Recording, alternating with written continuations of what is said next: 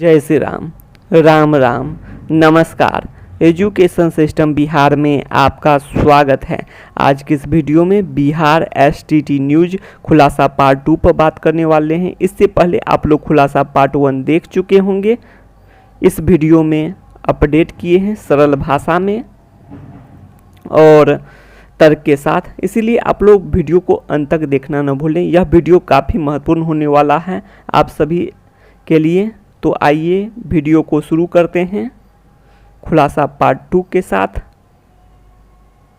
अब आप लोग चयन प्रक्रिया विज्ञापन के अनुसार तो आप लोग फर्स्ट पार्ट देख सकते हैं।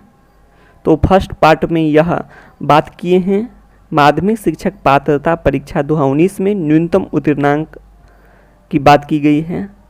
प्राप्त करने वाले अर्थात मिनिमम क्वालिफाइंग मार्क्स प्राप्त करने वाले सभी अभ्यर्थियों का उच्च प्राप्तांक से न्यून प्राप्तांक के क्रम में घटते क्रम में यह बात की गई है। और सेकेंड पार्ट आप लोग देख सकते हैं शिक्षा विभाग बिहार पटना से विषयवार एवं कोटिवार पद का विवरण उपलब्ध कराए जाने के बाद कुल पद के बराबर अभ्यर्थियों का विषयवार एवं कोटिवार मेधा सूची तैयार किया जाएगा। तो इसको सरल भाषा में 2 पार्ट कर दिए हैं चयन प्रक्रिया को। तो अब विस्तार से चयन प्रक्रिया देखने वाले हैं फर्स्ट पार्ट का। तो फर्स्ट पार्ट का चयन प्रक्रिया देखने से पहले आप लोग इस बात को देख सकते हैं जिसमें यह बातें की गई है कि बीएसईबी का काम है, संक्षेप में बात कर रहे हैं, बीएसईबी का काम है परीक्षा लेना, रिक्तियों से कोई मतलब नहीं है। अब आगे देख लेते हैं पार्ट 1 का। पार्ट 1 में यह बातें की गई है कि माध्यमिक शिक्षक पात्रता परीक्षा 2019 में न्यूनतम उत्तीर्णांक प्राप्त करने वाले सभी अभ्यर्थियों का उच्च प्राप्तांक से न्यून प्राप्तांक के क्रम में घटते क्रम में। तो इसका मतलब क्या बना, बीएसईबी का काम है विज्ञापन के अनुसार सभी क्वालिफाइड अभ्यर्थी मतलब 75 और 67.5 लाने वाले सभी अभ्यर्थियों का उच्च प्राप्तांक से न्यून प्राप्तांक घटते क्रम में लिस्ट जारी करना, यही बीएसईबी का काम है। फर्स्ट पार्ट से यही बातें साबित होती है, स्पष्ट होती है चयन प्रक्रिया का फर्स्ट पार्ट विज्ञापन के अनुसार। तो इसमें यह स्पष्ट हो जाती है और इस लिस्ट को इसे एक तरह से पात्रता का आप लोग मान सकते हैं, प्रोविजनल मेरिट लिस्ट। अब आगे बात कर लेते हैं। अब इस न्यूज को पढ़ें। न्यूज से स्पष्ट किया गया शिक्षक पद पर नियुक्ति नियोजन इकाई द्वारा तैयार मेधा सूची के आधार पर होनी है, न कि एसटीटी पात्रता की मेधा सूची के आधार पर। तो न्यूज से यह स्पष्ट होता है कि नियोजन इकाई द्वारा तैयार मेधा सूची के आधार पर होनी है, न कि एसटीटी पात्रता की मेधा सूची के आधार पर। ठीक है, जो मेरिट लिस्ट निकाला गया था नियुक्ति की मेरिट लिस्ट नहीं थी, यह बातें न्यूज से स्पष्ट होती हैं। मेरिट लिस्ट का महत्व सांकेतिक रहेगा, जैसा कि आप लोग न्यूज देख चुके होंगे। ये सभी बातें न्यूज़पेपर में भी था, न्यूज़ चैनल पर भी सभी जगह स्पष्ट हो चुका है। मेरिट लिस्ट वाले को अंदाजा रहेगा टॉपर है, पात्रता का मेरिट लिस्ट बरकरार रहेगा। सभी परीक्षा में टॉपर की सूची बनती है, यह सभी बातें आप लोग जानते हैं, सभी परीक्षा में टॉपर की सूची बनती है। अब इन न्यूज को देखने के बाद क्या बातें स्पष्ट होती है नोट देख सकते हैं। सभी परीक्षा में उत्तीर्ण के साथ साथ टॉपर की भी सूची जारी होती है। जी बिल्कुल, सूची जारी होता है। उसके बाद पात्रता का मेरिट लिस्ट भी यही है, टॉपर है, अंदाजा रहेगा टॉपर है। जी बिल्कुल, टॉपर है, इसको अंदाजा रहेगा। सभी क्वालिफाइड अभ्यर्थी 7वें चरण या आगे के चरण के लिए पात्र हैं, अर्थात अप्लाई कर सकते हैं।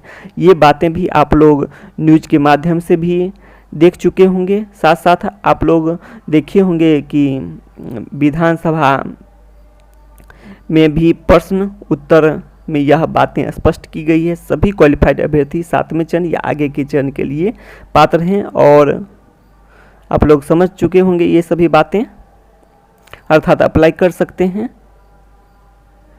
अब आगे देख लेते हैं इस पात्रता परीक्षा में टॉपर की सूची कैसे बना, यह बातें भी देख लेते हैं। तो टॉपर की सूची के बारे में बताया गया है कि सब्जेक्ट वाइज कैटेगरी वाइज विज्ञापन में दी गई रिक्तियों को आधार मानकर तो ऐसे बना है टॉपर की सूची, जबकि आप जानते हैं बीएसईबी का काम है परीक्षा लेना, रिक्तियों से कोई मतलब नहीं है। ये सभी बातें जानते हैं, बीएसईबी का काम है परीक्षा लेना, रिक्तियों से कोई मतलब नहीं है, अभी देखे हैं। उसके बाद विज्ञापन में दी गई रिक्तियों की संख्या टेंटेटिव होती है, जी बिल्कुल ये भी बात है। और एसटीटी केवल पात्रता परीक्षा है, नियुक्ति की परीक्षा नहीं है। ऐसे में एसटीटी को रिक्तियों से कोई मतलब नहीं है। ये सभी बातें अब स्पष्ट हो चुकी है सभी जगह, न्यूज के माध्यम से भी अब सभी जगह स्पष्ट हो चुकी है। तो अब कंक्लूजन देख लेते हैं एक बार। ऐसे में अनुमान लगाया जा रहा है 12 मार्च को जारी हुए रिजल्ट क्वालिफाइड के रूप में सभी टीटी एसटीटी की तरह ही प्रमाण पत्र निर्गत किया जाना चाहिए। जी बिल्कुल, 12 मार्च को जिस प्रकार से रिजल्ट आया था उसी तरह से क्वालिफाइड के रूप में टीटी एसटीटी की तरह प्रमाण पत्र निर्गत होना चाहिए, क्योंकि 3 महीने के बाद बड़ा बदलाव करना कहीं से भी उचित नहीं है। जैसे कि आप लोग देख सकते हैं ऊपर में भी बीएसवी का काम है परीक्षा लेना, रिक्तियों से कोई मतलब नहीं है। उसके बाद विज्ञापन में दी गई रिक्तियों की संख्या टेंटेटिव है, एसटीटी केवल पात्रता परीक्षा है, नियुक्ति की परीक्षा नहीं। ऐसे में एसटीटी को रिक्तियों से कोई मतलब नहीं है। ये सभी बातें अब स्पष्ट हो चुकी हैं। और विज्ञापन में भी वही बात कहा गया है कि मेरिट लिस्ट तैयार करने की बात जो है वह टॉपर की सूची, जो कि इस वीडियो में स्पष्ट कर चुके हैं, टॉपर की सूची है और टॉपर को अंदाजा रहेगा टॉपर है, तो इसको अलग से एक टॉपर सूची जारी कर सकता है सब्जेक्ट वाइज और कैटेगरी वाइज, लेकिन प्रमाण पत्र में ये सभी बातें नहीं रहना चाहिए। ये भी बातें स्पष्ट हो चुकी है कि 12 मार्च की तरह क्वालिफाइड के रूप में प्रमाण पत्र निर्गत किया जाना चाहिए और इसमें जो कि सभी टीटी एसटीटी में होता है।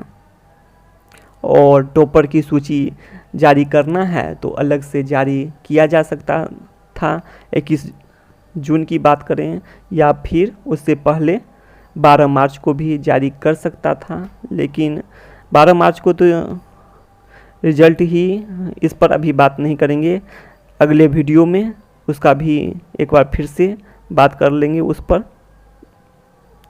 तो ठीक है, अब विस्तार से चयन प्रक्रिया का सेकेंड पार्ट देख लेते हैं। विज्ञापन में दी गई रिक्तियों की संख्या टेंटेटिव होती है।